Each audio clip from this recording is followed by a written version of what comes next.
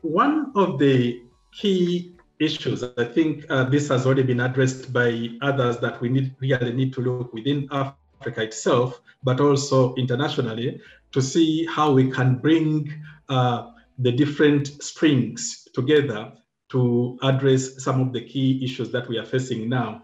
But particularly in terms of debt and the high cost of credit, we need to first of all look within Africa. Why is credit in Africa that expensive? It is very high. There is lack of competition in the banking sector. There are few suppliers, and there are monopolistic tendencies that could be a driver to the high cost of credit. Moreover, there are high rates of non-performing loans, not least because the rates people borrow at are very high, and these justify the high rates and therefore the spreads between what banks receive as deposits and what banks give out as loans to the different borrowers, and therefore increasing the spread, which is the key indicator, not only within Africa, but also internationally, as to how this economy is particularly operating. There are also high operational costs for credit providers. For instance, we are seeing, or at least many countries have reported, that the cost of evaluating people applying for loans is increasing not least because of the governance structures in the countries, but also because of the availability or lack of availability of information on the potential borrowers. And this has increased the operational costs of the bankers. The other thing also is the high benchmark, the risk-free lending rate, against which the bank lending rates are calibrated. These actually stem from the regulations relating to bank lending rates, which link the prime lending rates to policy rates. And these themselves are very high. And because they are high, they in turn also affect the lending rates within the country. And then there are other regulatory requirements, such as reserve and liquid asset ratios.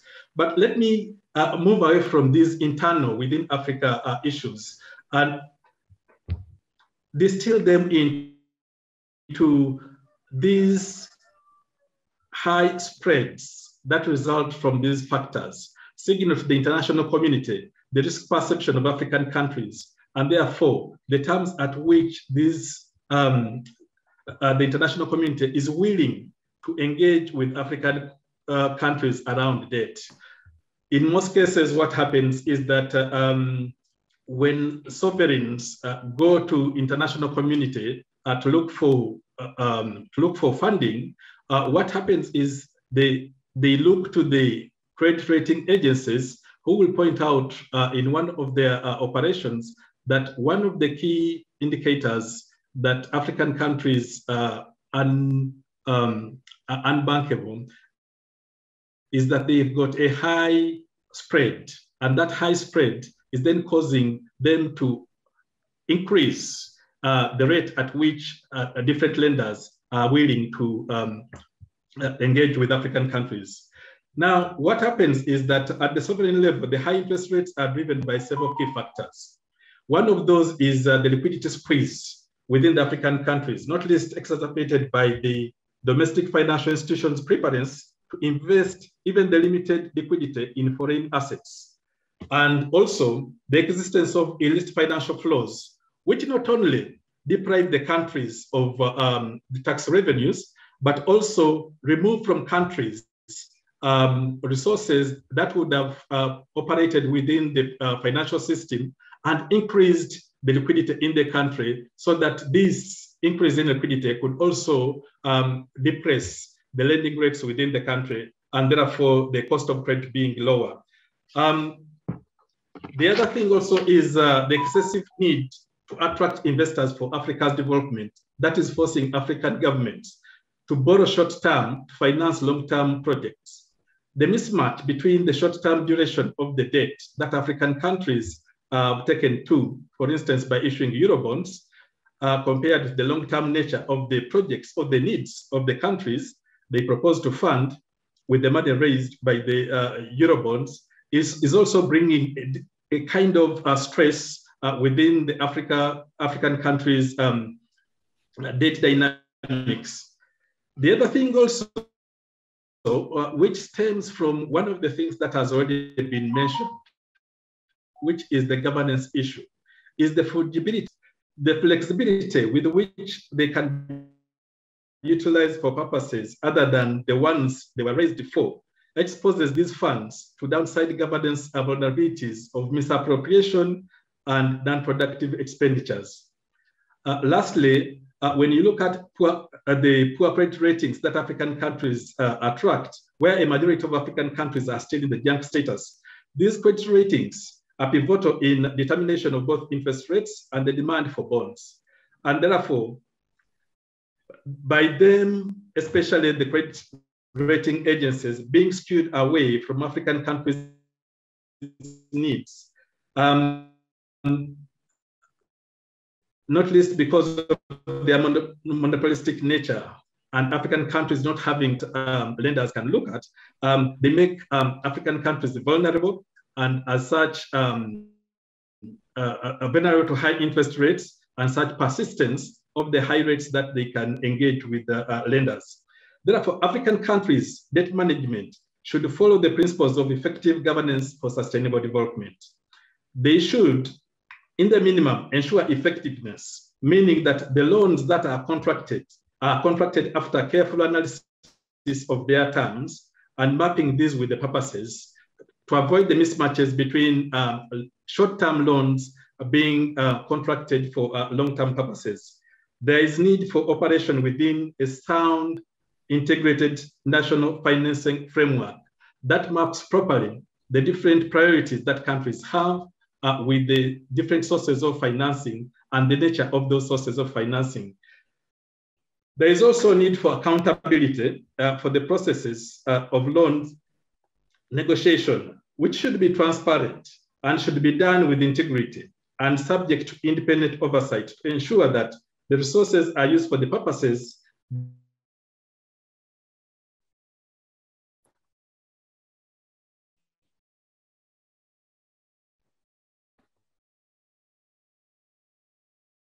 that the loans are being contracted for are underpinned by the principle of leaving no one behind. And then non-determination, the process of identifying the need and the management of the disbursement of the resources also needs to be inclusive of other stakeholders. We're talking about civil societies, the private sector, as well as the public sector, with the clear consideration of intergenerational equity. I'll hand over back to you. Mm-hmm. Mr. Mukungu, I want to hear a little bit more from you in regards to the extent at which this high cost of credit on the continent is contributing to the current African debt crisis, and also in general, the development, the economic development of the continent as well. Thank you very much for this question. The high cost of credit itself is an issue for African governments. It's an issue for African governments in a number of ways. The first one is that they increase the debt service needs, and those debt service needs are prioritized by African governments over other expenditures within each country. And in so doing, therefore, they are constraining the fiscal space that countries have to consider other development needs.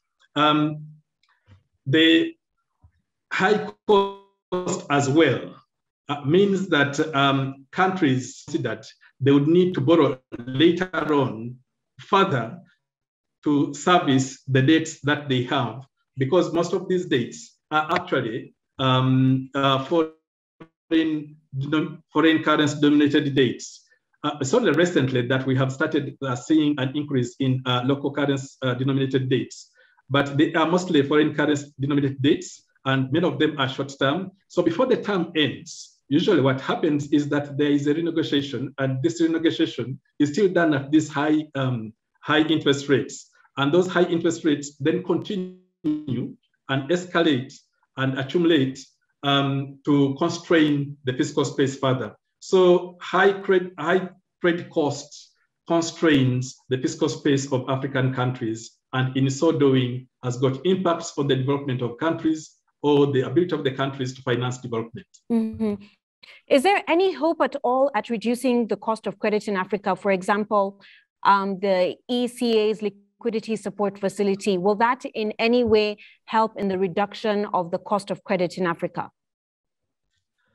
The Liquidity and Sustainability Fund is a special purpose vehicle to subsidize private sector investment in Africa's sovereign debt, and increasingly it is being considered by other regions of the world as well. This would incentivize, rather than coerce private sector creditors to participate in initiatives towards creating fiscal space for African countries. The Liquidity and Sustainability Fund would provide concessional repo financing to private bond investors. And these investors would borrow from the LSF by pledging African sovereign debt, e.g. in Eurobonds, as collateral. Investors would finance their African sovereign debt holdings with LSF repo bonds. These cheaper loan terms should stimulate further demand for African sovereign debt and therefore lower borrowing costs. The LSF would be financed by, for instance, ODA or the MDBs, and by central banks of the OECDs. That's the kind of discussion that the ECA is engaging in. And it is good news that the SDR, the $33.6 billion SDR allocation has now been released. There are further negotiations to see how much more of the 650 billion SDRs can be reallocated towards developing countries to increase the allocation, for instance, to the African countries.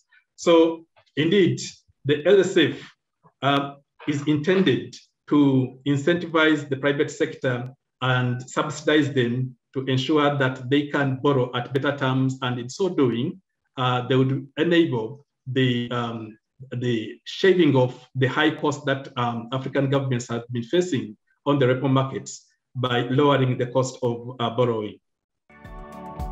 To read and sign the Harare Declaration, go to www.afrodat.org/initiatives. Click on Afrodat Conference on Debt and Development, and then read more. And finally, the outcome statement.